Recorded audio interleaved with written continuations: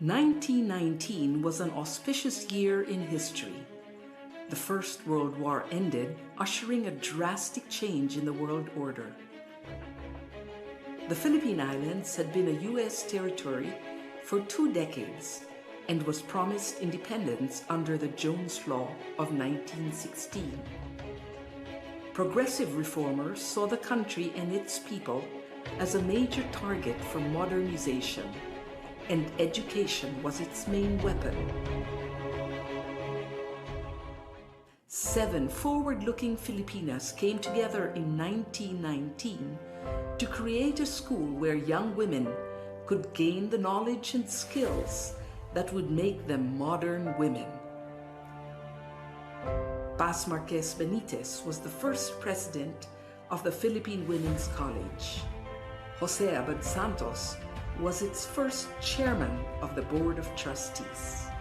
Francisca Tirona Benitez was the second president, and with her husband Dean Conrado, guided the school from a house on A. Flores Street to its iconic Taft Avenue campus. In 1932, the college became a university, making PWU the first university for women in Asia founded by Asians. It provided a space where innovations in education flourished, and young people were encouraged to be the best that they could be.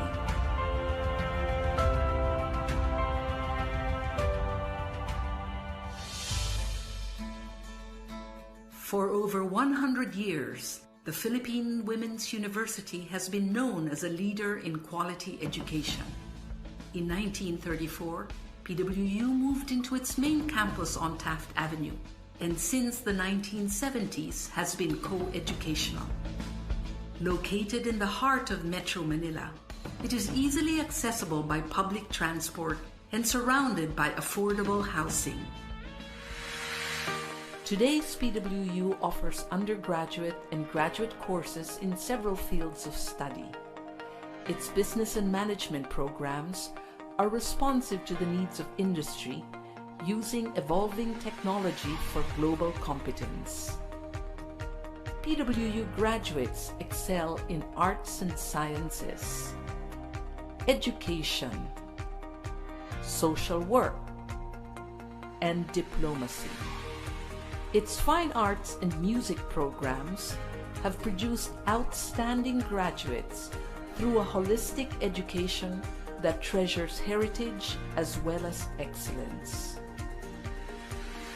PWU has pioneered in fields such as food science, nutrition and dietetics, medical technology, pharmacy, and nursing.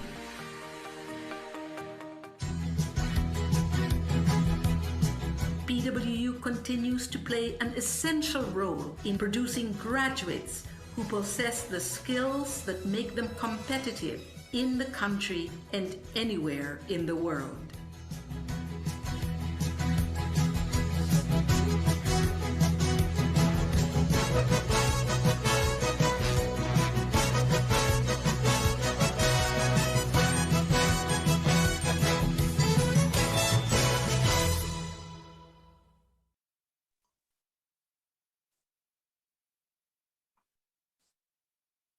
Excellent school promoter.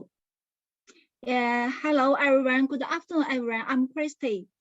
The MC of this webinar. So after the school proposal, all us are proud to be PWU students. As we all know, the university marked its centennial in academic year 2019 to 2020. It is the top tier of the Philippines educational hierarchy with autonomous status confirmed by the Commission on Higher Education in 2008. So we are very proud to be a PWU students.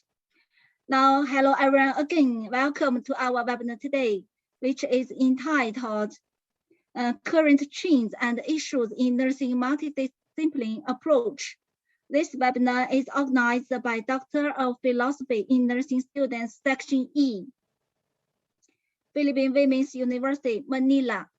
So these are our 4 keynote speakers. Welcome. The objective of this webinar are to emphasize the importance of nurse leadership skills and how to develop them. Now, second, to enhance nurses' interest in nursing scientific research. And third, to highlight the significance of nursing ethical cognition to nurses' work. So those are consistent with the objective of PW. So thank you for joining us. Although we could not meet virtually due to the pandemic, may you all benefit from this webinar. Thank you all. Now let's proceed our prayer. Now I'm Christy, my Chinese name is Jian Hongqiao.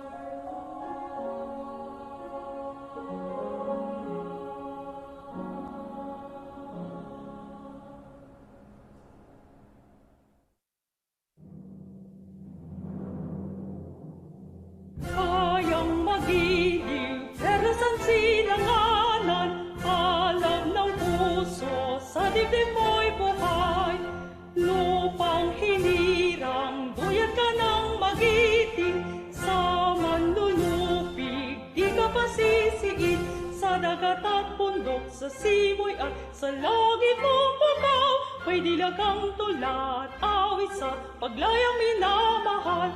Ang kisap ng watawat mo'y tagumpay na nagdidinig. Ang bituin at araw niya kailan pa may di magdidinig. Lupa ng araw ng at itagsinta mo'y langit sa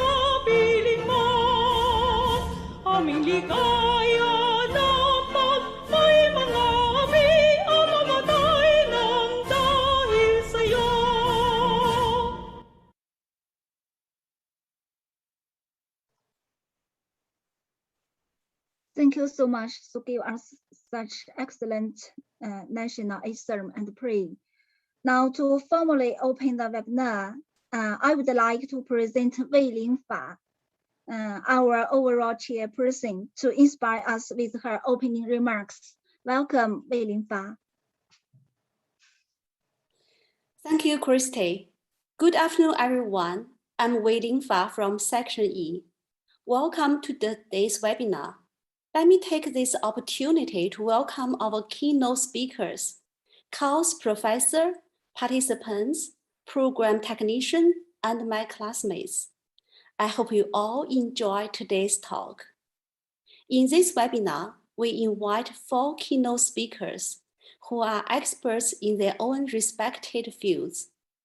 I appreciate them sharing the knowledge with us today. It will be of great value to all of us here, and I hope the webinar can be helpful to your future study and work. Thanks to our respectful Dr. Fabulous for guiding us through all the difficulties in our study. Finally, thanks to my classmates. The webinar is the last collective activity from all of us. It is a starting point for us to enter the formal research phase. The successful holding of the webinar is a result of the joint efforts from all of you.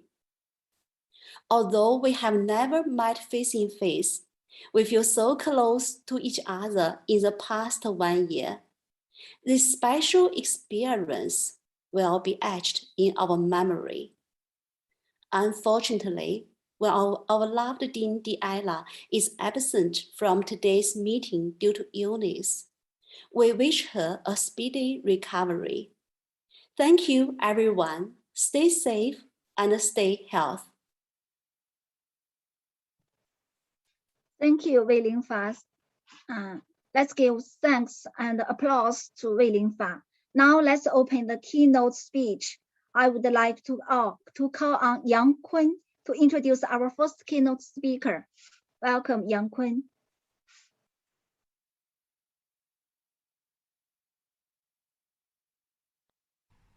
Good afternoon, ladies and gentlemen. My name is Yang Kun. Now, allow me to introduce the first speaker.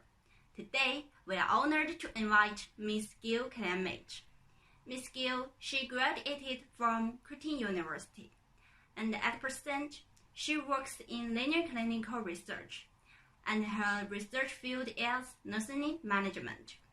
She is highly accomplished solution-driven senior manager with strong expertise of 24 years in clinical research and operational leadership. The theme of her report today is current trends in our education. Next, we'll pass the microphone to Ms. Gil.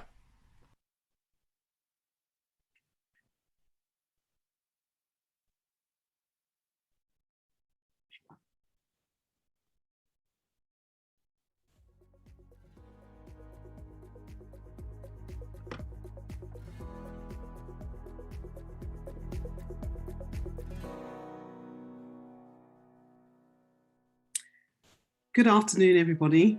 I extend warm greetings to you all. As you know, my name is Gail Clement. I am by no means an expert in leadership. However, it is my pleasure to speak to you today to share my experience of leading teams to achieve operational excellence.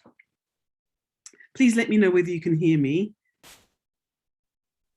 Yes, we can hear you. Wonderful, thank you. In today's presentation, I will talk a little bit about my background and leadership style, the negative impact of competing teams have on performance, creating a common mission and vision for a one-team mindset, and changing the team's focus from competing to achieving. The impact of core values as well as mission and vision and key performance indicators on performance. I began my career in clinical research in a research organization in London, and this is where I developed the foundational principles and knowledge of clinical research. And I really developed a passion for clinical research and the impact that it can have on society. I then moved to work for the Department of Twin Research, and this was an academic research organization that researched identical and non-identical twins and the genetics of rare diseases. And from there, I moved to Australia to work for Linear Clinical Research. They are also a phase 1 clinical research organization that develop medications for certain diseases and conditions.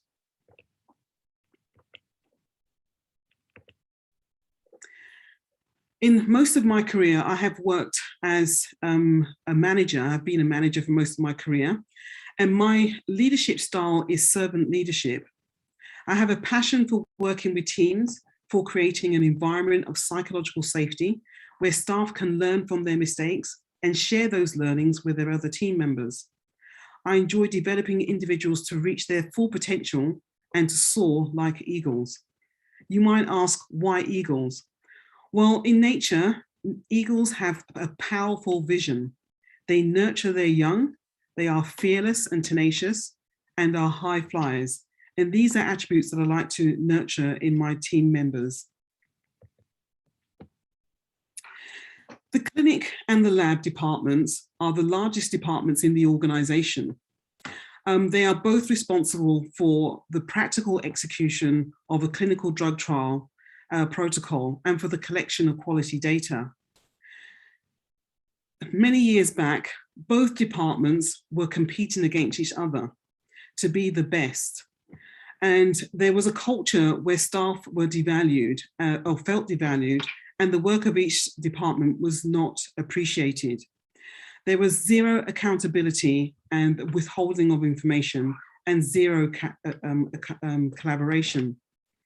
According to researchers Overton and Lowry in their research in 2013, they performed a survey of 5,000 employees in different countries. 85% stated that they dealt with conflict in the workplace, and some 29% stated that they dealt with conflict frequently. In their research of 9 countries, they reported between 0.9 and 3.3 hours per week were devoted to dealing with conflict in the workplace. And in the US, an average of 2.8 hours per week were costing organizations $395 billion in lost time. Healthcare, whether in a clinical or research setting, is a complex system that requires effective teamwork and cooperation to function well.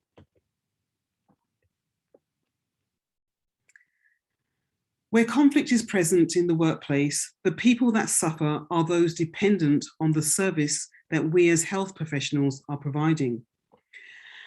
An example of the impact of competing was observed in the number of lab sample errors. Each trial requires different information to be recorded on the sample tube and the request form. The relevant information was not shared, and there was an unwillingness for these teams to work together to solve the problem. In this scenario, these errors caused operational delays. They caused an impact with the delay with the results being delivered in the research, and they cause operational delays in that we were often delayed in our dosing and having to roster extra individuals to cover these delays. And for the organization, there was a cost of $10 per error. Now, in the slide here, you can see that the level of errors at the time was as high as 46%. And that number could represent something to between 450 and 500 errors in one month. So you can see that it was an important issue to resolve.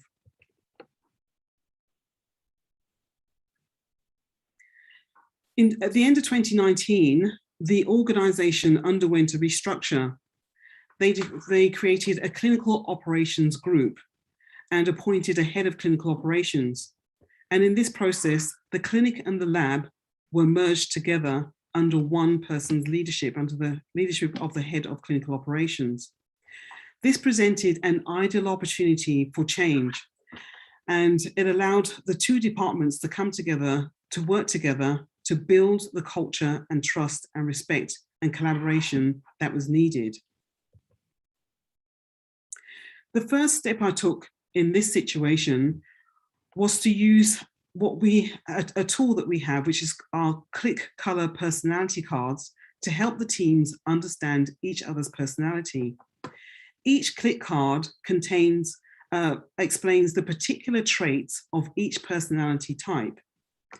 The click cards are very fun to use, and they help us avoid assumptions, making assumptions, being judgmental and dismissive, and help us to understand what is driving the behavior of the individual and how to work best with that individual. They also help the teams to understand each other's communication style and decrease many misunderstandings. The next step to increase awareness and respect was to allow each of the team members to work across the different departments. So the clinic team had an opportunity to work in the lab and training some of the lab disciplines. And the lab also had the ability an opportunity to work in the clinic and learn what the clinic team do, and to appreciate the work that they perform. And this helped to break down many barriers. To give the group an identity, we created a logo for the newly formed group. So the COGS was not only an acronym, but it also signifies the working together in unity. Like real cogs in the machinery, the teeth of the cogs have to join together for the wheels to turn. This set the expectation for a one team mindset and an aligned focus to achieve common goals and objectives. We also came together to create the architecture of success. And this was important to bring the teams together. It was essential that we had a common vision and a common mission. Our vision, we adopted for our vision to be the world's best and most innovative clinical facility. And for the mission, we decided that we wanted to achieve operational excellence. And our purpose as an organization is to nurture medical breakthroughs. So what we did is focus on the vision and the mission. And then we also created the 6 pillars of success, which determined the way in which we wanted to interact and work with each other. You will notice from the image that the 6 pillars of success sit on the foundation of the organizational values, which are excellence, respect, integrity, and collaboration. In order to feel like a team, it was essential to create alignment in the way that we work together and interact as a clinical operations group. And so the 6 pillars of success is what we'll go through now. The first pillar is to be a team player. To act like a team, you need to feel like a team. So in order to feel like a team, I created joint key performance indicators for the team to achieve.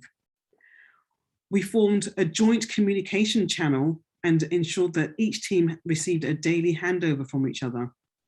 We would celebrate each team's successes, and we created a birthday list. So when any team member had a birthday, the opposing team would celebrate the birthdays as well. And we created joint social events.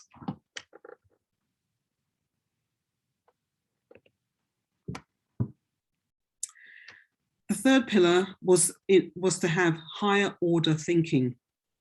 Higher order thinking is making sure to understand the facts before we react. It encourages individuals to think critically, analyzing and problem solving. and to use emotional intelligence rather than getting angry. The team, we coined a motto or mantra for the team, which was stay above the line or remain in the green zone, and encourage team members not to move into the red zone. From this image, you can see that we were encouraging individuals to behave intelligently rather than behaving as children in the workplace, to be constructive rather than destructive, to be calm in situations where errors occurred rather than being angry.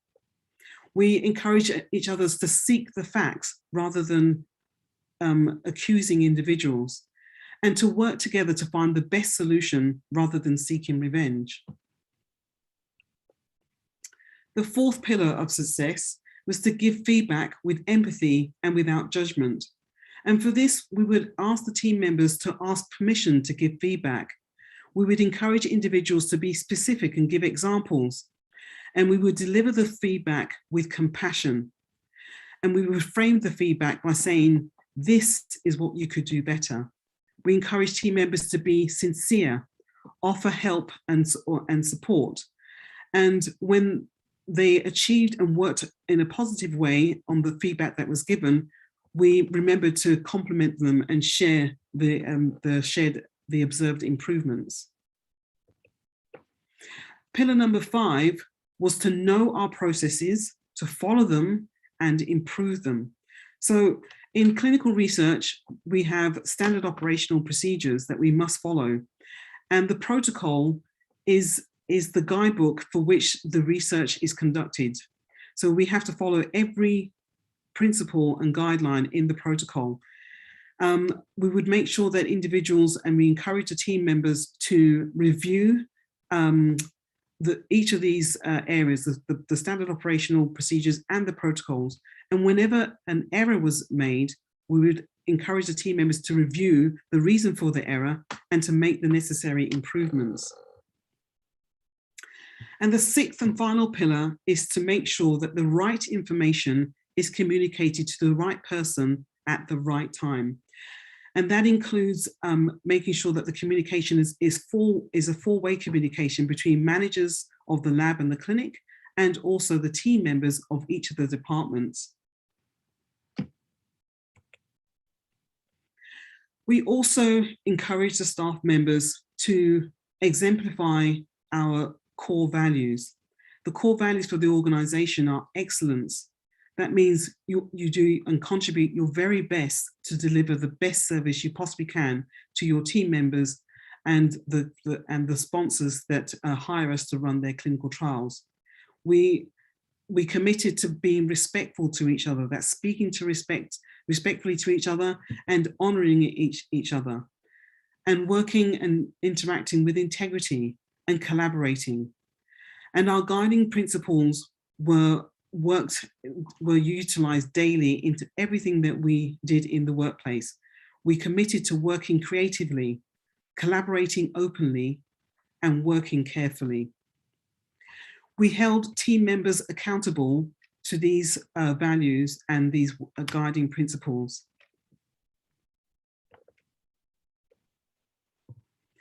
The results of all these initiatives brought about a greater sharing of knowledge, respect and admiration for the other team's role.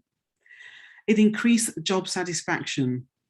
The team's engagement and collaboration was increased, a passion for the work that we were performing and the impact that we were having in helping pharmaceutical companies develop drugs to treat diseases and conditions was gained. Innovation in our work practices also improved in that teams worked together to solutionize areas of error. Increased employee retention also increased, and there was an increased trust between the teams. So I chose the sample holes as an example of an error that occurred in the workplace where both teams could come together to work on this area. So before any action was taken, we had a sample error rate of 46%.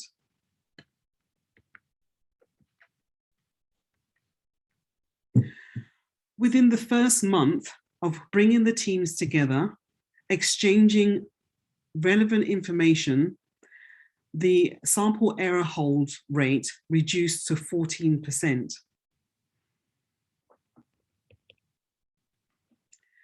Within the second month, within the third month of March, the sample error rate reduced to 6.7%. And each time we achieved a goal, our first goal was 20%. And then when we achieved that, we set a new goal of 10%.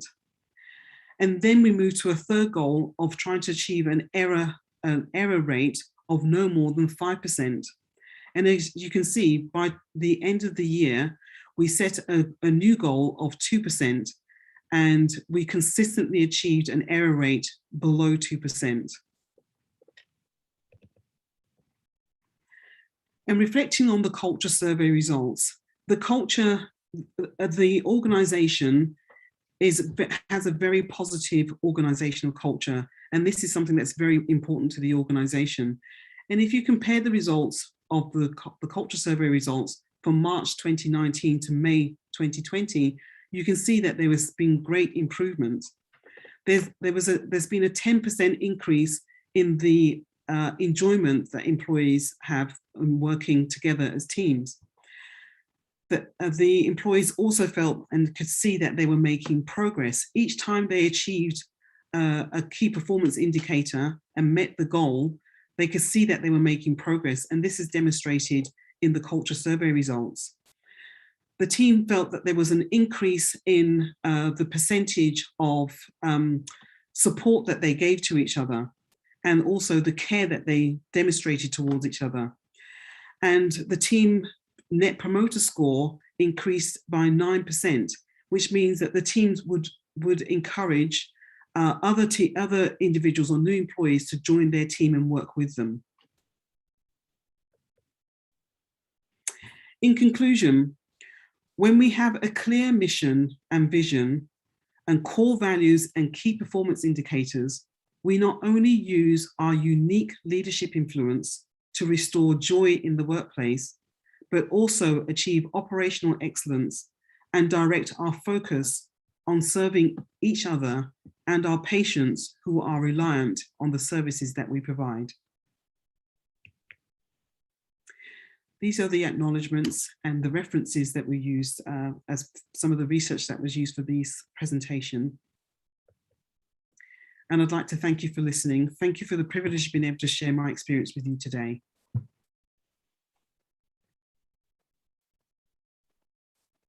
Thank you so much. Any questions, our classmates? Oh, there were two questions in our chat box. Now, question one is, how many items do your KPIs include in progress? What are the specific items? Thank you, Ms. Gill. Yes, there are quite a few key performance indicators. Let me just see if I've got the question correct. I beg your pardon. I'm just going to. Yes, so each team had their own KPIs. So for the clinic, that we set 5 KPIs for them. Some of those were to demonstrate safety within the clinical unit. So that was a daily check of the emergency equipment. Simply because the area in which we work, we're giving new compounds to individuals for the very first time, and they may develop allergic reactions. And we also had a dosing error rate, and that was a 0%. And we have achieved that in all the years that we have been operational and continue to do so. We looked at the quality of our data, and we set a key performance indicator to have a less than 5% data omission rate. And because we have to follow a protocol, we cannot deviate from the protocol in any way. Occasionally there are areas where you cannot, or situations that you cannot avoid. So we set a protocol deviation key performance indicator rate of 2%. And I can say that the team are meeting all of those goals and objectives. Yes, thank you. Now question 2, if it is not a leadership position, if you do not have a leader power, do you still need to have a certain level of excellent leadership? No, I don't believe so at all. I've managed staff members for 24 years of my career, but I'm not an expert. And with leadership, you are continually learning every single day. You never have it perfected, simply because we are all very different individuals. And so we continually have to manufacture new ways of working with individuals. What I would say, though, is that if an organization has core values, then that also directs individuals as to how to behave in the workplace. And when an organization also has a very clear focus, such as their mission, they have a clear mission and a clear vision, then that directs the team as to the path in which the organization is taking. And so those parameters guide individuals, and so the foundation is already laid for leadership then, because you hold individuals accountable to the values and the focus and the mission and the vision. So I think, and you also need team members, you need maybe 1 or 2 or 3 team members that are also wanting to collaborate openly and work well together. And these also have an influence on the rest of the team, on the team members. So I don't think you need to be an expert. I think you just need to be willing to work together and want to produce your best. Yes, excellent. Thank you so much. Now, thank you for your excellent speech. Now, there was another question about in our PhD course we study KATE 8-step. And do you know, Ms. Gill? You study, sorry? Yeah. Maybe KATE 8-step. Yeah. I think it's similar with your operational. Architecture of success. Yes. Yes. And it's important that we have also what we call people operations and culture experts who have worked alongside us, and they have helped us to create these architectures of success. But if it's important that the team come together to decide what they believe is operational success, and then they create the architecture for themselves. And once they have created it, then they are then able to take ownership of that and make sure that it is exemplified in everything that they do in their work practices. Yes. So we learned a lot on how to build a team, how to take core values, and how to create a positive culture and give other feedback. So thank you so much. Now, any questions about others?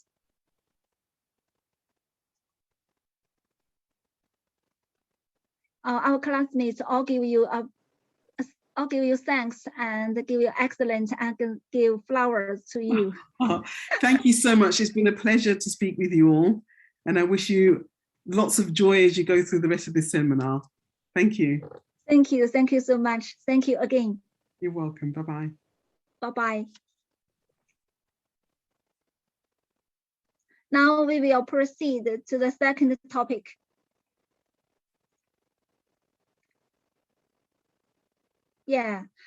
Nursing research plays an important part in development of nursing science. So more and more people spend time and energy in nursing research. I believe you will be very interested in our next speech. Now let's call on Liu Jie to introduce our second keynote speaker. Welcome, Liu Jie.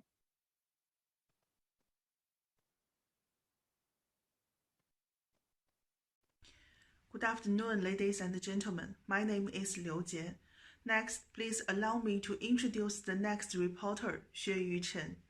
Xueyu Chen, PhD, Assistant Professor, Department of Neonatology, Shenzhen Maternity and Child Healthcare Hospital. Dr. Chen has received her doctorate degree from Leighton University Medical Center, with special focus on pathophysiology and evidence-based clinical management of bronchopulmonary dysplasia, a chronic lung disease occurring in premature infants. The title she brings us today is Effectively Conducting Your Clinical Research. Please, let's welcome her to give us a good lecture. Thank you.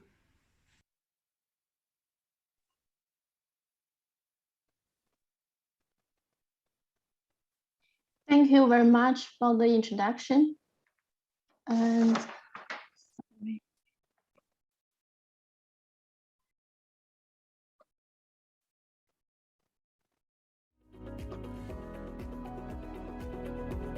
Yeah. Well, good afternoon, everyone. I'm Xue Chen from Shenzhen Maternity and Child Health Care Hospital. And first, I want to thank the organizers for inviting me, and it's my honor to give a talk here. And for many years, I've been focusing on bronchopulmonary dysplasia, a chronic lung disease in premature infants. But today, I will talk about something different, and that is effectively conducting your clinical research. To do a good research, first we need to find a good question, and then we need to translate it to a scientific one. After that, we have to identify the key elements in our research. The last but also the most important part, today I will briefly introduce the common designs of the clinical studies. Finding a good question is really important, and it's even more difficult than solving it. I'm not the first one to say this, and probably Einstein was. So if he had 1 hour to solve a problem, he would spend the first 55 minutes to decide which problem to solve and solve it in the last 5 minutes. Of course, we are not Einstein, but to my mind, so many people running around and spending so much time on finding solutions to problems that don't actually matter. So never rush in a hurry in your research. Spend some time and think about the question you want to study. And then we have to acknowledge something, and what we know is far less than we think. And people are often too confident about themselves, especially the professionals like you, like me.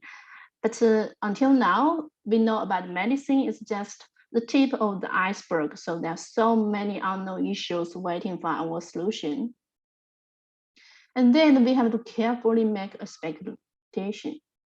And I have a cartoon here. We have 2 ponies, and each have a plant. This is carrot plant in their hand. And which do you think will get a bigger plant? I think most of you will think the right one, because he has a bigger plant, and probably he will get a bigger carrot, but it can be wrong. So in our studies, conclusions should be directly based on the results, and assumptions, speculations, those kind of things, then we need to try to avoid in our research. And we also need to learn with doubt, because half of what we learn in medical school will turn out to be wrong or out of date within 5 years after graduation. And the problem is we don't know which half. So that's the hard luck we have to live with. Well, those kind of questions are listed here as questions that you may ask as a nurse. So all the questions are similar. So it's about the breast milk and formula, and which one is better for the infants, for the babies. And how to translate, all those are clinical questions, and how to translate it to a scientific one. And we can use the P-core strategy. So P stands for population. So in which population we want to perform the studies. And I is for interventions. So and C is for controls, and O is the outcome. So let's take the example here. Let's take the first question in our previous slide. Is breast milk good for premature infants? And let's write the pickle here. So first we decide the population. And here we can do the research, do this study in very low birth weight infants who were born with birth weight less than 1,500 grams. And then we decide the intervention here. It's obvious it's breast milk, and later the C for the control. So the control for breast milk, then it can be formula. And the outcome here, we can study the necrotizing intolerabilities on NEC. So now we have the population, the intervention, the control, and the outcome. Then we will have a decent scientific question.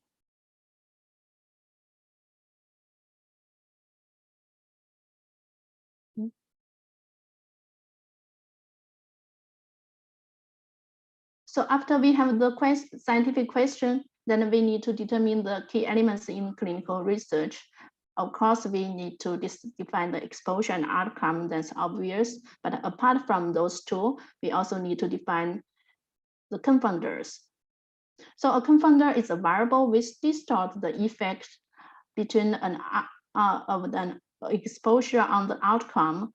For example, if you want to study the association between smoking and lung cancer, and age can be a significant confounder because elder people are more likely to smoke and they are at higher risk for lung cancer compared with young people, irrespective of smoking. And here I have a key point. A confounder affects both the exposure and the outcome. And then we also have an effect modifier, which are variables that differentially modify the observed effect of a risk factor on disease standards. Let's take another example. So we know that some breast cancer is HER2 positive, and there are some therapy targeting HER2 for treating breast cancer. We can see that the effectiveness of the target therapy is different between HER2 positive patient and the negative patient. And in this case, HER2 is the effect modifier. So confounders are some variables we want to control or adjust, but the effect modifiers are some variables that we want to discover. And except for those two, bias is also important.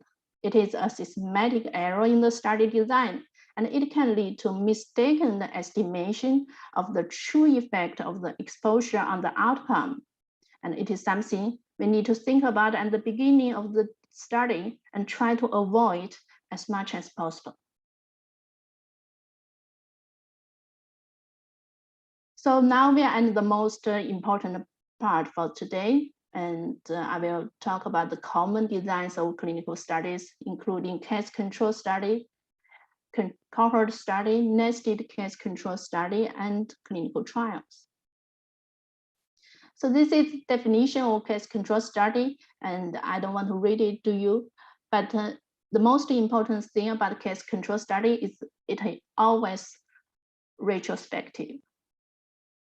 And this is the flow of case control study. So we start from the disease and see whether they're exposed to a risk factor. Take the lung cancer and smoking, for example. If we want to study whether smoking is associated with lung cancer, then in case control studies, we start with people with lung cancer as well as the controls, and to see whether they smoked like in the past 5 years or 10 years. And this is the logic of case control study. So here we define the cases. That's people with lung cancer, and we also match them with controls, that's people without lung cancer, and see whether they smoked in the past 5 years.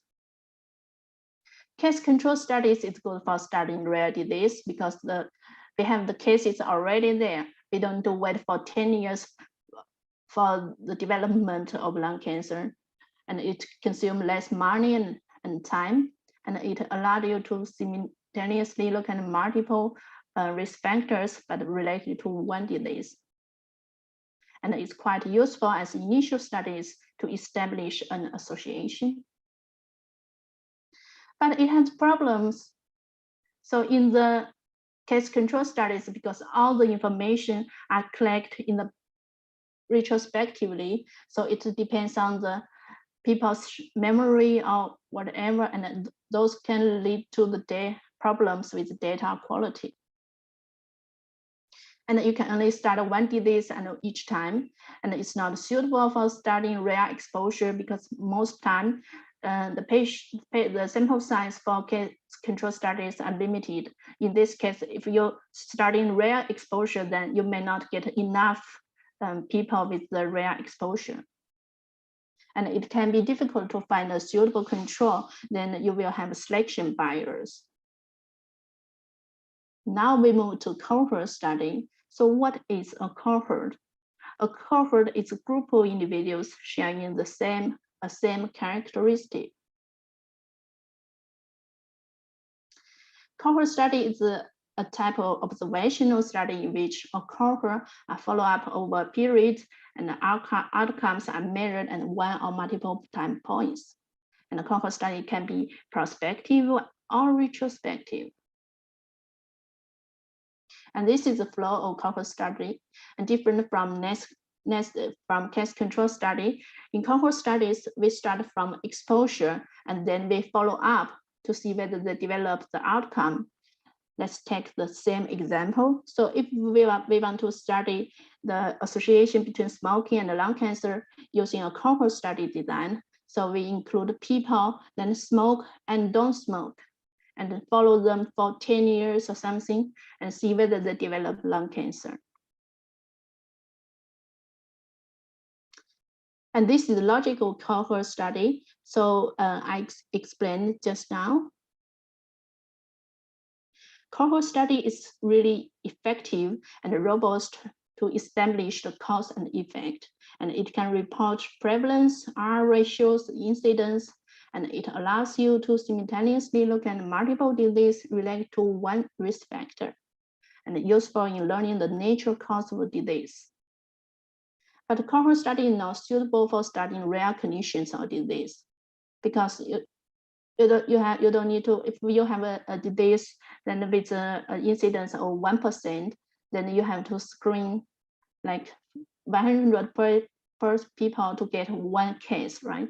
Or you have a rare disease like lung cancer, then you need to wait for 10 years to see whether he developed lung cancer. And this is not handy. And the process can be complex, time-consuming, and expensive. And because the cohort study are sometimes persist for a long time, so the participants may drop out and their behavior might change over time, and this will lead to bias. And we don't do randomization in cohort studies, so it's still less robust than the randomized clinical trials. And now we will talk about a nested case control study, which is a case control study performed in an established cohort. So in nested case control studies, we select the cases then in a predefined cohort and match it with controls from the rest of the cohort. Here is the flow. So we must have a cohort for nested case control study, and we have the samples of materials for like blood, tissue, the X-ray, etc. Then something then need further analysis, and this analysis are either time-consuming or expensive, like sequencing, and we don't want to analyze all of them. And how to do that? So we can take all the cases from the cohort and match them with controls from the rest of the cohort. And this can make the population for our nested case control study. So we don't need to analyze all the controls in the cohort. And it keeps the strength of cohort study but more efficient, and it's saving time and money. But it's impossible to report the R ratio because we select the controls and we did not analyze all the controls in the cohorts. and we need an enumerated cohort, and the causal inference is still limited. And now we are moving to the last part for today, and that's clinical trials. The previous speaker also has many experience with the clinical trials, and I will briefly introduce. So we have clinical studies which are performed in laboratory animals or cell culture, and in those studies, they try to answer what's the mechanism of the new medicine or new drug. And in phase 1 studies, we try to answer is this treatment safe.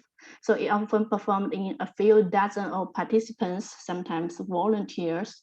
And in phase 2 studies, we try to answer that the treatment work. So we often have 25 to 100 patients with targeted disease in phase 2 studies. If phase 2 study goes on well, then we may move to phase 3 study. That's the most observed studies in the literature. And it tries to answer, is it better than what's already available? So here we compare the new drug or new medicines to the standard treatment or to placebo, and it often performed in several hundred patients. And after the phase 3 study, if everything goes on well, then pharmaceutical companies can apply for approval of the new drug from the FDA, and if FDA approve it, then the new drug is available on the market. Then every patient can have access to this new drug if they need it. Then we can perform the phase 4 study, and that's real-world study. It's include thousands of patients, and they can find some extra adverse effects and unexpected effect, for example, to other disease. And we often do randomization in clinical trials. That's randomized clinical trials. And there are several ways to do the randomization. If you want to know the detail, you can check with your statisticians. And with the randomization, we can reduce the bias and the confounders, including the unknown and unknown, as much as possible.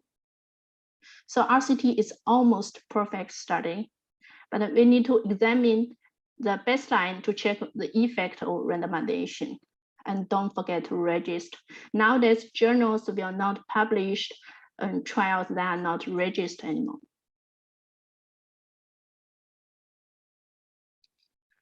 When we have a look at the parameter of clinical evidence, we see that RCT is on the second top. The first one is the systematic reviews and the meta-analysis, which are the second analysis of multiple RCTs. So RCT give us high-level evidence, and cohort studies and case control studies, as well as the nested case control studies, give us lower level evidence. But I will not advise you to start your research using RCT. You need so many resources to run an RCT. You better start with the case control study and or retrospective cohort study, so you can get a quick answer to your question and see whether it's necessary to perform prospective cohort or an RCTs.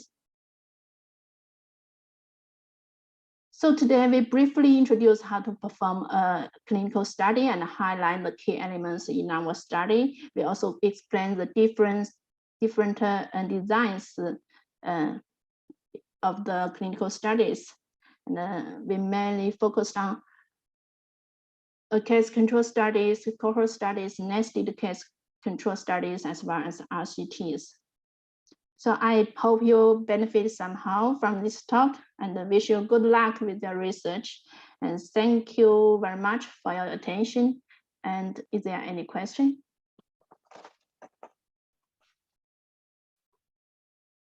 Okay, do you have any questions?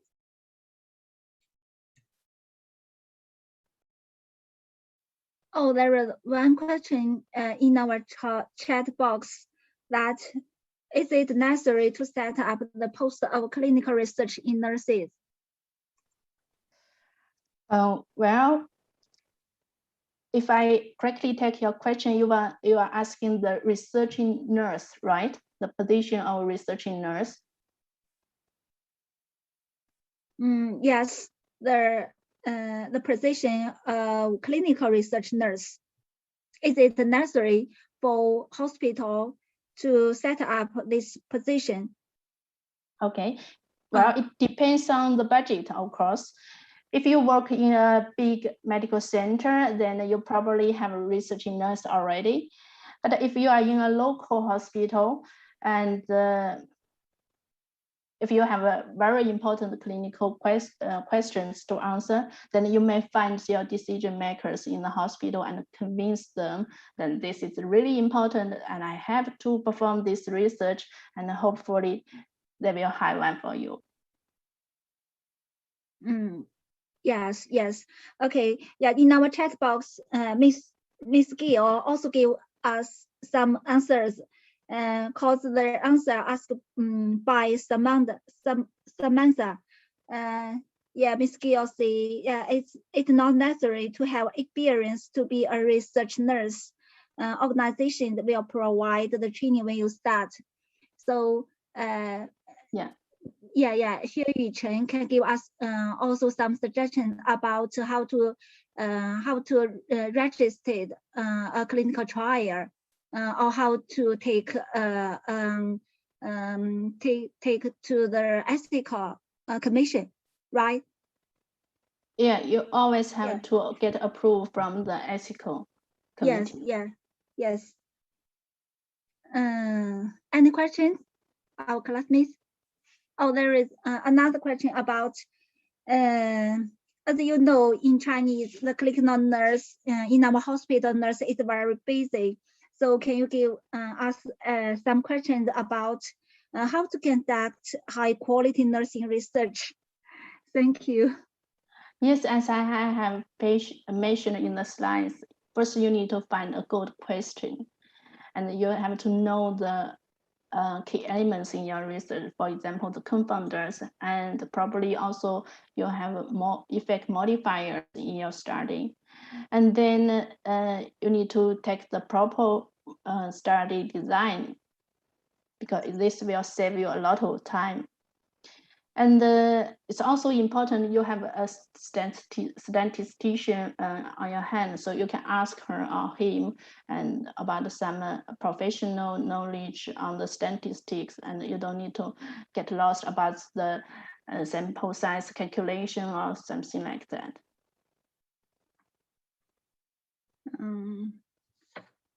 Okay, thank you. Okay, thanks. Yeah, any questions?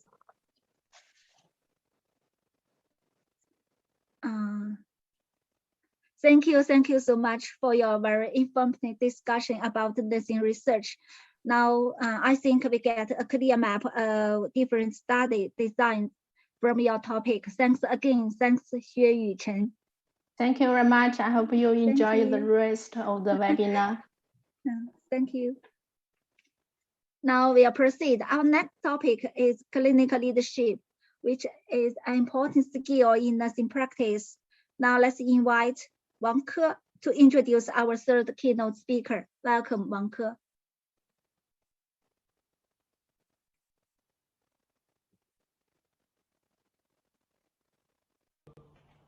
Good afternoon, ladies and gentlemen. My name is Wang Ke. Please let me introduce the keynote speaker, Ms. Xue Peng. Ms. Xue Peng graduated from the Australia Catholic University. She currently is the head nurse of the Australia Health Practitioner Regulation Agency. Her research direction is nursing management. The topic of her speech this time is clinical leadership, a necessary skill in promoting nursing education and change. Let us welcome Ms. Xue Peng to give the lecture. Thank you.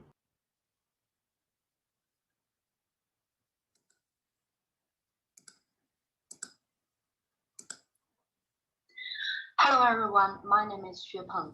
Today I'm going to be talking about clinical leadership, a necessary skill in promoting nursing innovation and change.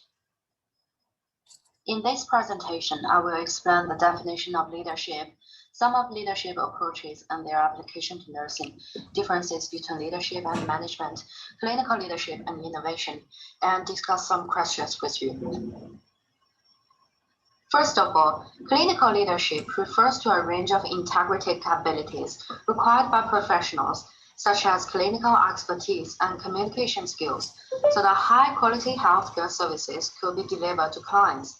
Clinical leadership is about being an expert influencing others through their values and beliefs. Clinical leaders act as role models and are able to support and guide the work of others. As regard to its importance, the consistency of values, beliefs, and actions of a nursing team can facilitate the formation of the culture in the workplace, which is conducive to the development of an organization. It is worth noting that leadership is different from management. Management tends to focus on following rules and achieving goals. Managerial tasks may hinder someone from being a clinical leader. It is more about supporting and motivating individuals, not only patients, but also nurses. I'll explain this point later.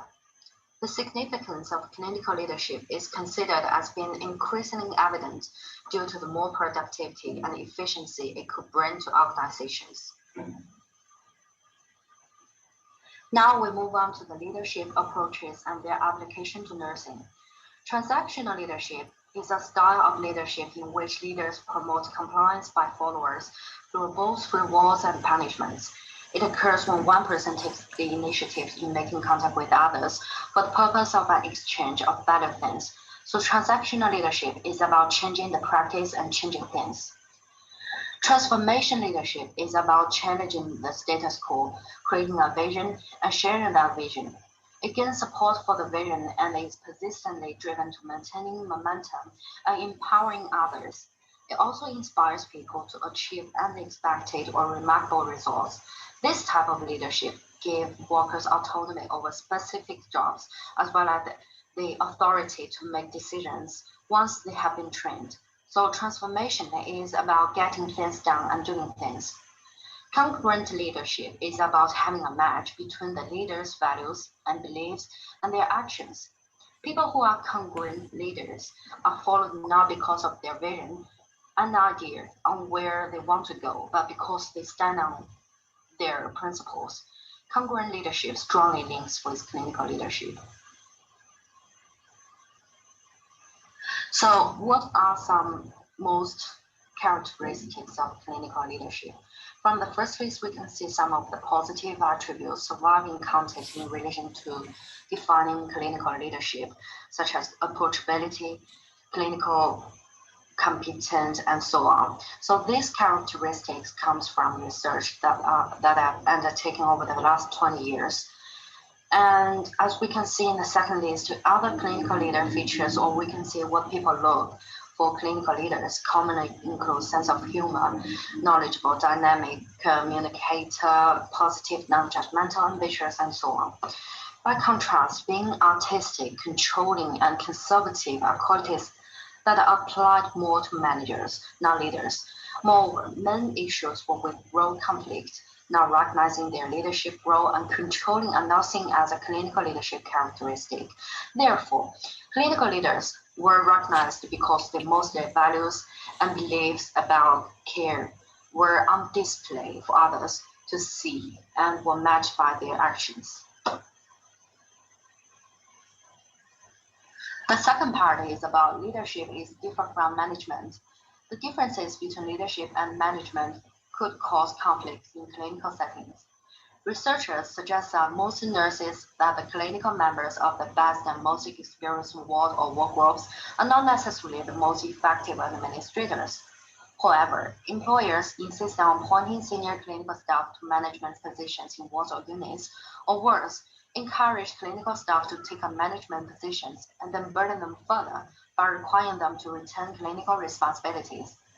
The result may be conflict, confusion, challenges to clinicians' values and beliefs, or ineffective leadership or management, resulting in reduced clinical outcomes, or even dysfunctional wards or units, resulting in poor quality of care. Therefore, acknowledging differences between leadership and management is vital to help health professionals delivering higher quality of care.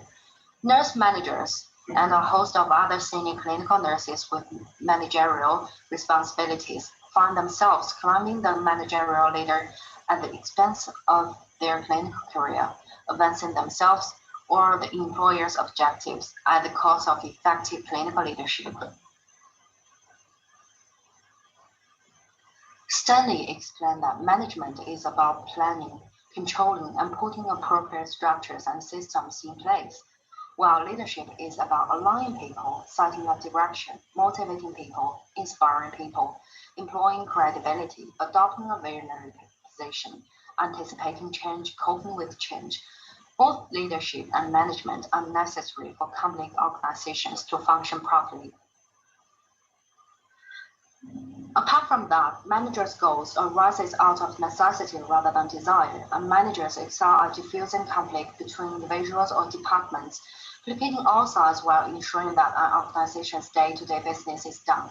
Leaders' goals, on the other hand, arise from a personal and passionate desire to infuse meaning into the world. Leaders focus on people and meaning, but managers, while they like to work with people, tend to maintain low levels of emotional involvement and can refrain from assuming that the meaning of the events can be understood. Leaders tend to be solitary, proactive, intuitive, emphatic, and attracted to situations of high risk. They ask the why not question and do the right thing while managers do things right. Good managers bring order and consistency to the quality and profitability of business. Leadership, on the other hand, is about coping with change and even to some extent creating chaos. Leadership has become an important issue, particularly in relation to current health service needs, because more change always demands more leadership. The main difference between leadership and management is vision. Management consists primarily of analysis, problem solving, and planning, while leadership consists of vision, values, and communication. Leaders, according to this view, can clarify the purpose of activities. They can be described as comprising the heart of an organization, and the essence of leadership is to inspire groups to come together for common goals. Leaders motivate, console, and work with people to keep them bounded and eager to move forward. This means setting direction, communicating with everyone, and keeping people on track when times are tough. This part is called clinical leadership and innovation. Clinical leadership often leads to innovation and change, and that leads to improvements in care, service, quality, and professionalism in the health service. Innovation is to do with bringing about a better future. A change that results from innovation is usually not the result of a random event. Innovation is the result of a planned for or deliberate act. Innovation means bringing into existence something new that can be sustained and which has some value or utility. A breakthrough of such sort. It does not have to be world-changing, but innovations often make a difference in some way. Innovation also relates to our perspective on change. There are 6 different ways we can relate to change, and our dominant perspective will open or close possibilities or opportunities for innovation. Thus, we have a dominant perspective on how we relate to change. This will reflect our inclination to be innovative and our response to innovation. Here is the example for global warming. First, resistance, counter-innovation. No such thing as global warming. Coping. If I must use a recycling bin, maybe I will. Responding. I might take a bath within 4 minutes to save water. Choosing. I will support a carbon tax because I will be helping to save the planet. Bringing forth. All my family follow my lead on recycling. The last one will be mastering. In our home, we use solar power and do everything we can to reduce our environmental footprint. We ride bikes to work and school, and for us, going green is a way of life. Innovation can be the result of acting in ways that are consistent with or congruent with our values and beliefs. Therefore, clinical leaders who display congruent leadership can be innovators, acting in the bringing forth and mastery areas of change. In conclusion, research on clinical leadership is ongoing, and recognizing that leadership and management are different is beneficial to the development of clinical work. At the same time, reform and innovation are very important to promote the progress of healthcare. How to cultivate nursing leadership is a topic worthy of further studying in the future. Here are some references I use in the. Now, everyone is welcome to ask any question. Any questions about the clinical leadership? Oh, there is one question from Susan. Yeah, he told us, from your lectures, I understand the importance of leadership and the different types of leadership. Thank you. And I want to ask you a question that how to cultivate nursing clinical leadership. And there is another question from Lucia. He also gives thanks to your presentation, and he would ask what kind of impact does leadership have on your or on the nursing team. Thank you, Xuepeng. That's a good question. First, cultivating personal traits. This includes getting noticed, knowing who you are, being consistent with what you say and do, and looking ahead to create the future. Building a core team, the second one. Successful leaders put the overall team performance, not individual performance, first. So how to select the members of the core team, that is, how to achieve 1 + 1 / 2, how to seek common ground while resolving differences, and how to set the examples. Number 3, establishing a relationship of trust. In addition to relying on power, it is more important to build a relationship of trust to gain the support and cooperation of organization members. Team members can strengthen communication, enhance understanding, and support each other's correct views to establish trust between each other. Additionally, leadership authorization is an effective way to achieve an effective trust relationship with team members. 4, activating the leadership style. When using legal power to exercise influence, followers should avoid feeling manipulated, controlled, or threatened. Being a leader builds, not manipulates. 5, building your own brand. Establishing the own brand image can start from the following aspects: professional ability, persuasion ability, personality, charm. Thank you for asking. The diversity of nursing teams stems from the different leadership styles of nursing managers. Different leadership styles can influence nurses' working engagement, sense of self-awareness and self-worth, job satisfaction, and many other aspects. Nurse leaders provide more social support and create a good working environment for nurses, influencing nurses' deeper psychological activities and reducing their burnout. The leadership style of the nurse leader can have an impact on the work status of clinical nurses. There is also a strong link between patient safety and quality management. Each leadership style has its advantages and disadvantages. In practice, nursing managers should choose the appropriate leadership style based on the organizational environment, workplace policy, and the actual situation. Thank you.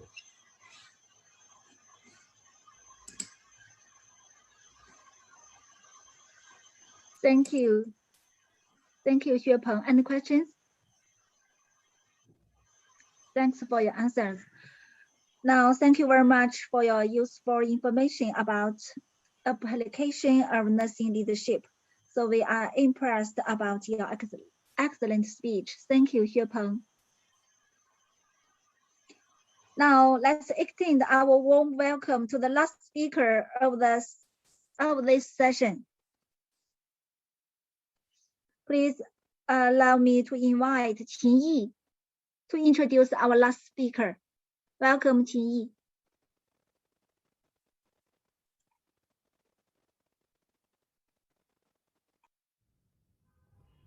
Ladies and gentlemen, my name is Qin Yi. Please let me introduce the keynote speaker, Dr. Sawama Kunlan Tenadi. Dr. Savama Kunlan Tennadi is the former Dean of Faculty of Nursing, Khon Kaen University, Thailand. She has been working as a nursing leader more than 20 years. For example, the Board Committee of Thailand Nursing Council in 2 terms, the Vice President of Sigma Dictator International Honor Society by Omega Chapters at large from 2015 to 2019. She is a keynote speaker in ethical issues in nursing profession.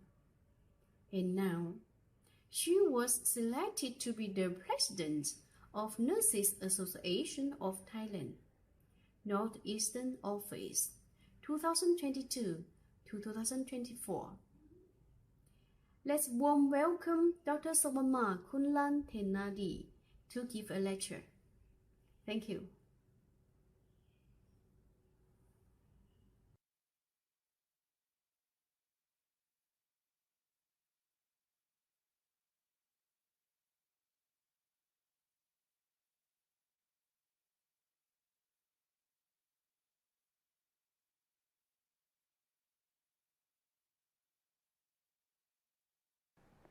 Ladies and gentlemen, on behalf of the Nurse Association of Thailand, Northeastern Office, I would like to thank you very much to PhD students from Women's University, Philippines, for inviting me to share about the current trend in nursing research and ethical issues.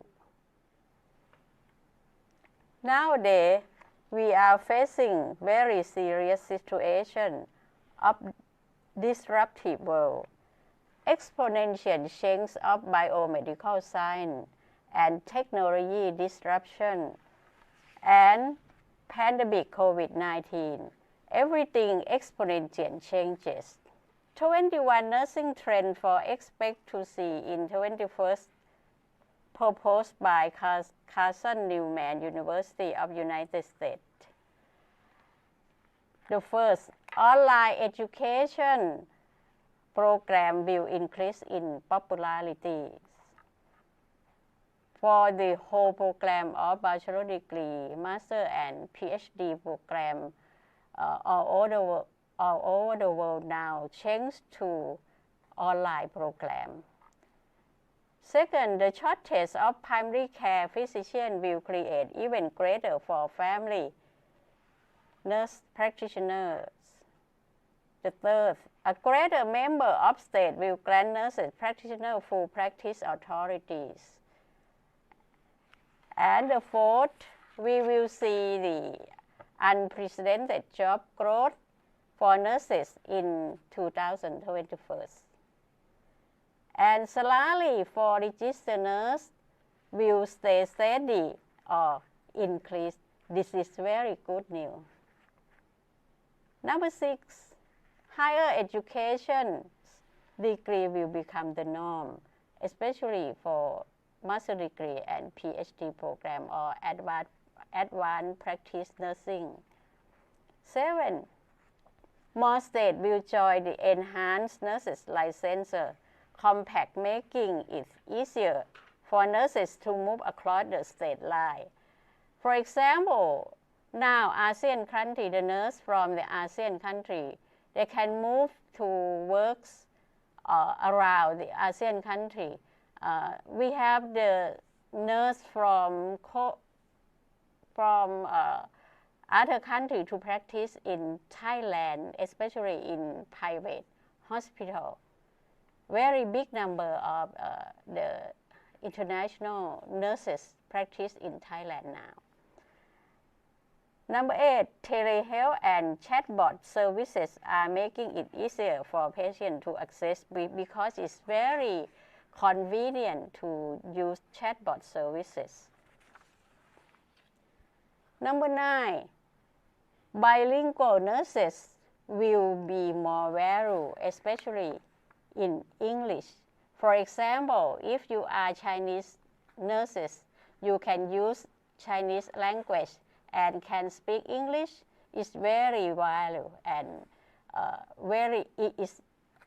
one of the trends now. Number 10, more nurses will choose specialists for adult nursing, geriatric nursing, pediatric nursing, something like this. 11, the proportion of male nurses will increase. 12, more focus will place on holistic care. We have, because we have to concern about human being, and holistic care is take care for the whole person. 13, nurses will continue to be more technological savvy. Everywhere we have to use IT. The nurse have to adaptation to be the IT nurse, something like this. Okay. 14, the field of health informatics will become more mainstream, especially now for pandemic of COVID-19. 15, patients are becoming more educated. Sometime before they go to the hospital, they can search or study about the clinical or treatment from the internet already. Sometimes the nurse have to more educate, and sometimes we have to be careful about this. 16, we will see an increase in cost-effective urgent care clinic. In Thailand now we have the private clinic, not only medical doctor clinic, but also have the other multidisciplinary clinic, for example, the nursing clinic and other medical multidisciplinary team, especially in the field of health promotion and prevention, is very effective. We start about 2 years ago. 17, nursing faculty positions will become more attractive. Nursing faculty will be superstar now.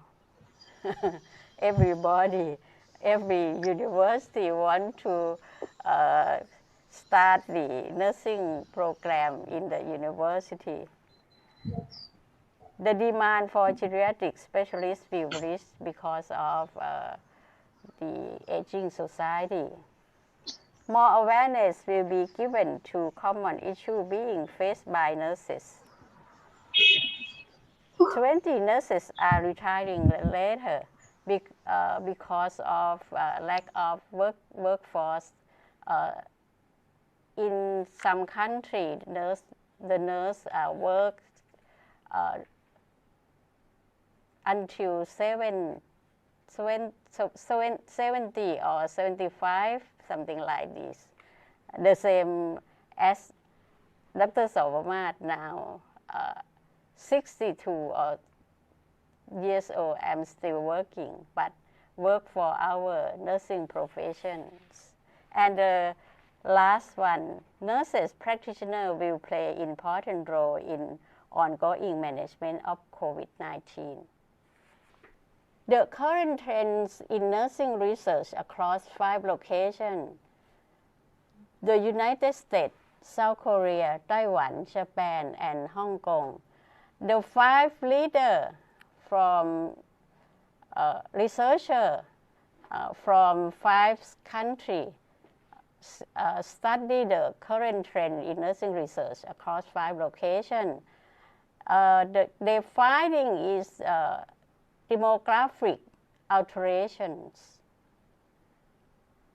increasing diversity and globalization, technology innovation, individualized or personal care and population health initiative, health policy and regulations, and the last one is nursing workforce changes.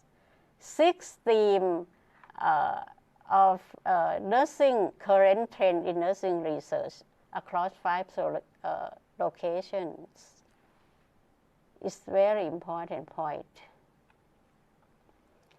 And the future direction for nursing research still focus on the cost-effective research, implementation science, and data science. Training of the future generation of nursing researchers is very important. Population health and team science. The current trend in nursing research 2021 continue focus on evidence-based practice, emerging interest in translational research, expanded discrimination of research findings, increased visibility of nursing research, shared decision-making, and increased emphasis on systemic review. Nursing research in pandemic era. End product of result study impact on health policy, local, national, and international. Concern in pandemic issues, COVID-19 for whole aspect, and nursing departments.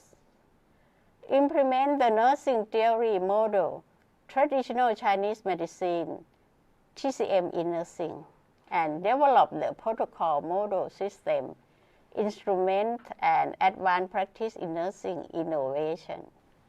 In Thailand now, the government try to promote nursing innovation or other innovation to develop the new strategy in nursing practice or nursing or in the other profession.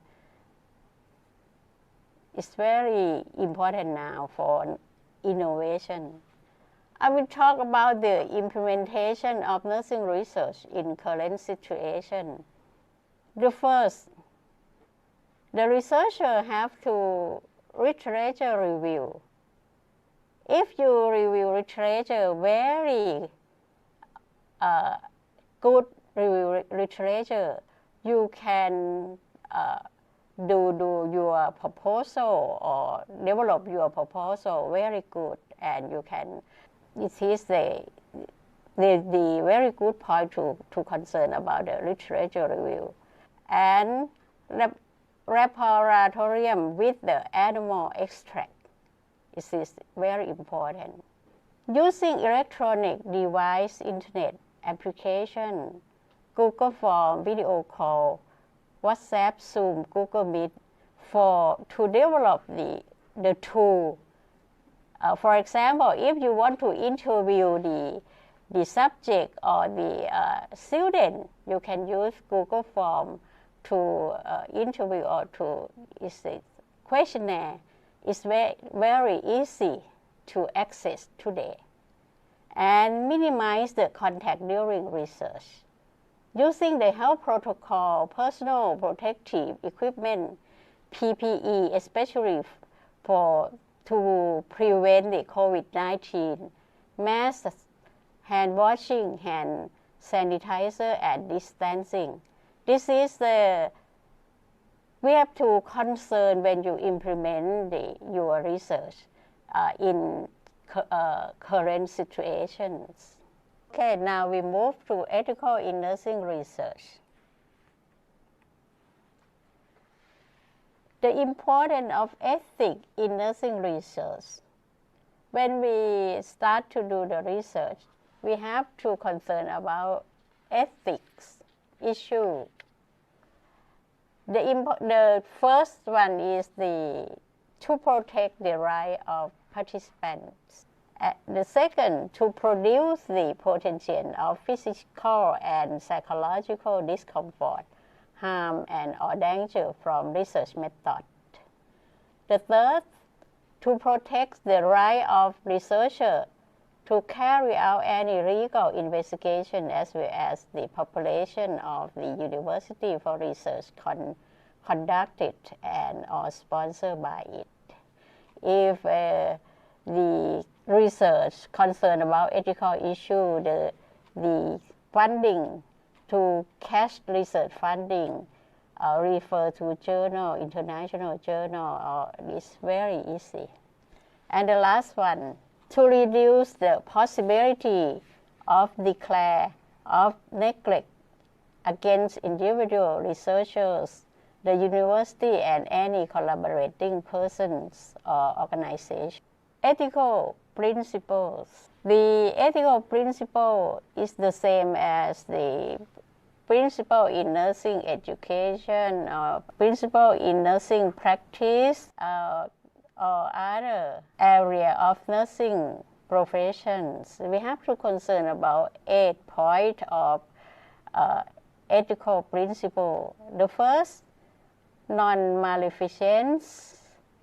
The second is beneficence or establishing the positive risk-benefits ratio. The third, respect for human dignity is very important point. The fourth, justice. Risk or benefit assessment is very important point that we will talk about it later. The sixth is anonymity or confidentiality. And second, right to full disclosure. And the last one is right to self-determination. This is 8 principles of ethical practice or ethical when we work with the participant or the researchers. The potential risk assessment, social risk or the risk of stigma, adverse effect on personal relationship, loss of status or monetary costs for transportation, child care time loss from work. We have to assess. We start from unanticipated side effects, physical discomfort, fatigue or boredom, or psychological or emotional distress. Because sometimes, for example, if you develop the questionnaire, it's very long questionnaire. You interview the patient. Sometimes you disturb. They will have the psychological or emotional distress or other problem. Risk and benefit assessment. The first, benefits to participants to participate in the research. The first, access to potentially beneficial interventions. For example, if they are the adolescent, they can access to potential to benefit for them. Second, comfort in being able to discuss freely. Increased knowledge about themselves or their conditions. Sometimes they have some problem they can increase knowledge about it. For example, they can join in guideline for HIV infected person, for something like this. Number 4, escape from normal routine, excitement of being a part of research. 5, satisfaction that information they provide may help others with similar problem or other conditions. For example, self-help group in the same problem in aging or in hypertensive disorder patient, something like this. The last one is direct monetary or material gains to stipends or other incentives. Risk to participants. We have to concern about this. Physical harm or an unanticipated side effects. Physical discomfort, fatigue or boredom, especially for postpartum period, for example. They are very fat or post-operations, or we have to be careful. Psychological or emotional distress resulting. Social risks such as the risk of stigma. Nowadays, this COVID-19 infected person, sometimes they got this stigma from the communities or the society, we have to be careful about this. Loss of time. And the last one is monetary costs, for example, transportation, child care, time loss from works. This is risk or benefit assessment. What are the major ethical issues in conducting research? Is there any conflict between the research ethics and nature of nursing? Research ethics involve the requirement on daily work, the protection of dignity of subjects, and the publication of information in the research. However, nurses, when nurses participate in research, they have to cope with three value systems. The first is society, nursing, and science. An ethical issue, the important ethical issue now that we have to assess, for example, information of study.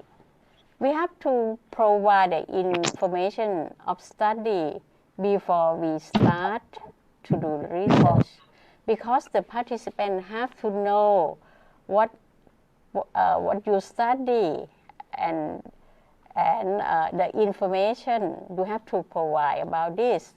Informed consent, it is very important. Vulnerable group, for example, the homeless people or the HIV or the children, is something like this. We call vulnerable group. COVID-19 contact, PPE, data collection during pandemic. We have to concern about the safety of the participant, both participant and researcher, because it will develop the ethical issues. The risk of research, physical, psychological, social, and the way to find the recruit to subjects justice. This is the ethical issue that in our nursing research we have to be careful, and how can we decrease the ethical issue. This is main point is about this. And the last one is reward for subject. This is sometimes you can give the money for transportation or something like this, but we have to be careful about this.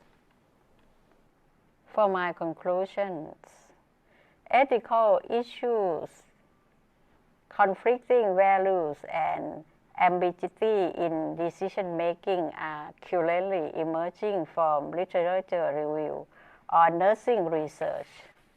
Because of lack of clarity in ethical standards, nurses must develop an awareness of these issues and an effective framework to deal with problems involving human rights. And ethical issue in nursing research now is very important, especially in disruptive world.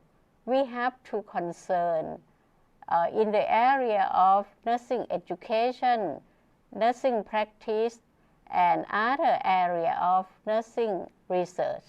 The researcher have to well train, especially for the ethical principle in nursing research. It is very important. Thank you very much for your attention. If you have any question, you are welcome. Thank you very much.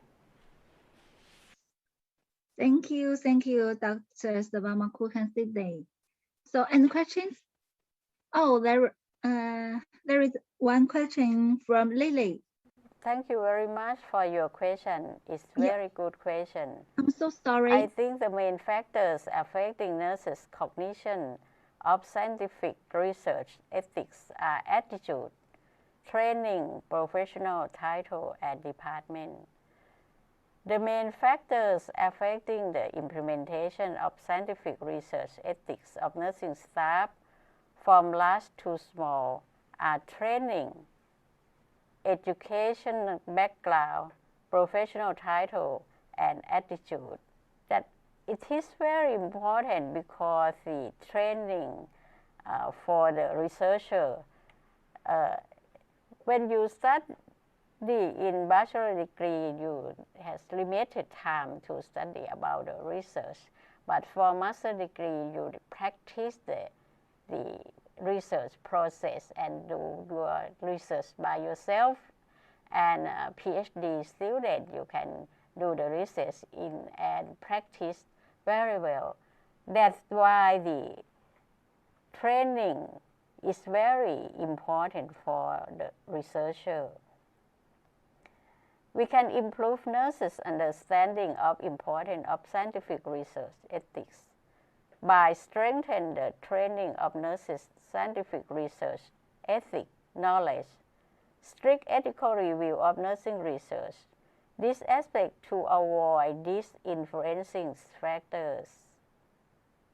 For your questions about the public interest exists individual autonomy during public health emergency.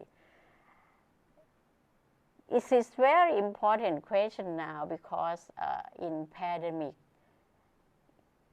of COVID-19, the public safety is very important.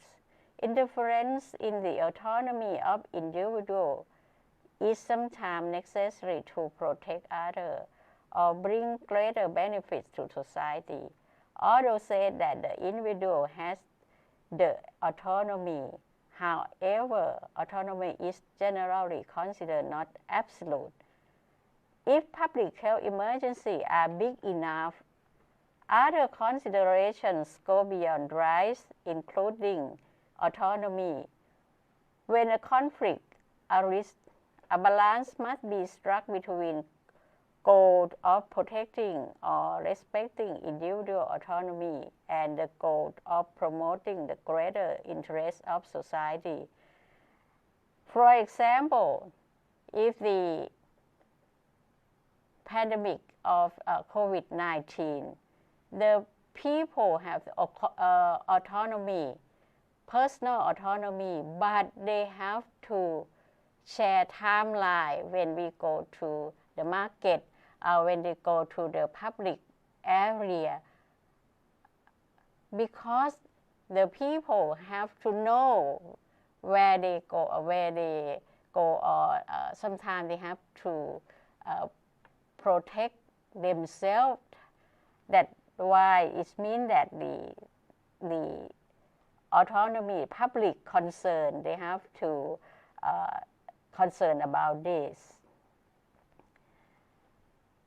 Therefore, personally I believe that the public interest during public health emergency can transcend personal autonomy. Thank you very much for your questions.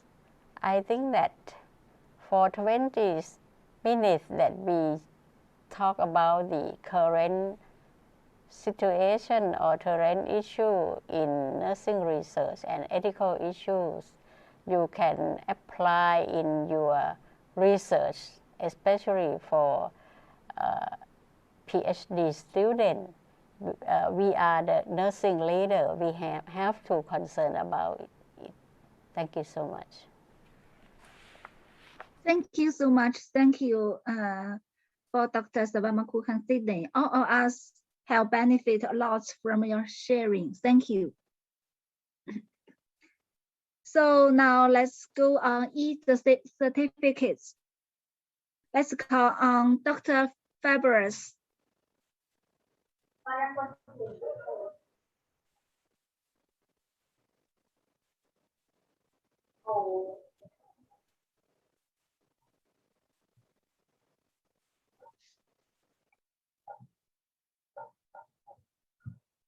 Thank you, Christy.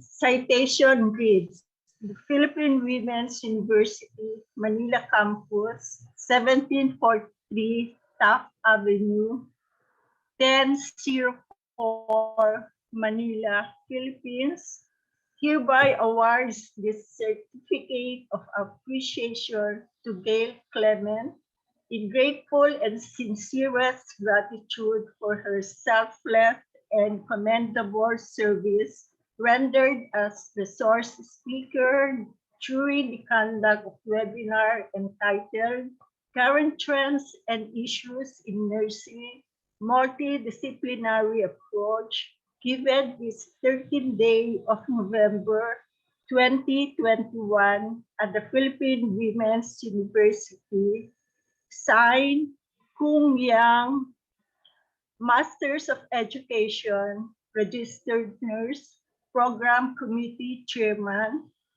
signed Welly Fa, Masters of Education, Registered Nurse, Overall Webinar Chairman, signed Associate Professor Marieta Fablos, Course Professor, signed Minerva B. De Ala, Doctor of Education, Registered Nurse, Dean, School of Nursing.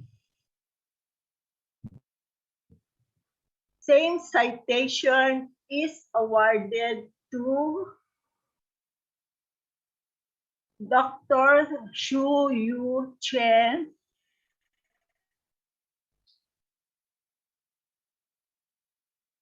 Dr. Su Peng, and Dr. Suwamas Adi. Thank you. And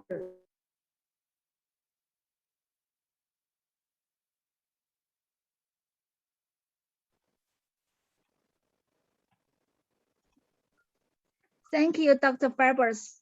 To formally the end of the webinar, let me invite Dr. Fabers to deliver her closing remarks. Welcome, Dr. Fabers.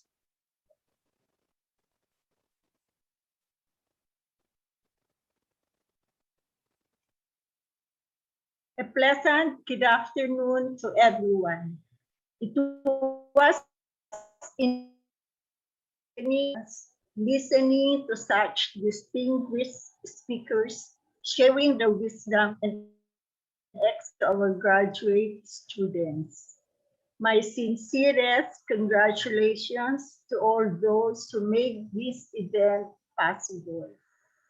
The role of a professional nurse is multifaceted. Notably to mention is collaboration. Collaboration among the multidisciplinary team is critical for the growth of the profession as it ensures unity and leadership. Nursing professionals need strong leadership and competence to make good judgment based on best practices. It is very important for nurses to strengthen their leadership skill as they move up in their professional careers and ready to take up greater responsibilities. Leadership skills will also help in instances when decisiveness and critical thinking are needed. As regards research, we should take this seriously. Research helps develop values such as discipline, integrity, as well as humility. Now more than ever, in an age where information can be found with the click of a finger, we have to stick to ethical research practices. Again, I wish to thank our distinguished panel of speakers and a job well done to our graduate students for organizing this enriching experience. Thank you very much.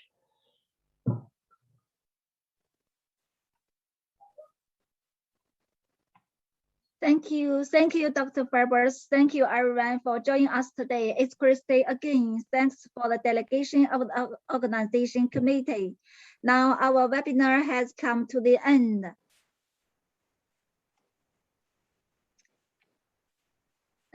Please scan the next.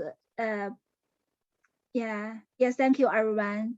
Now please scan the QR code.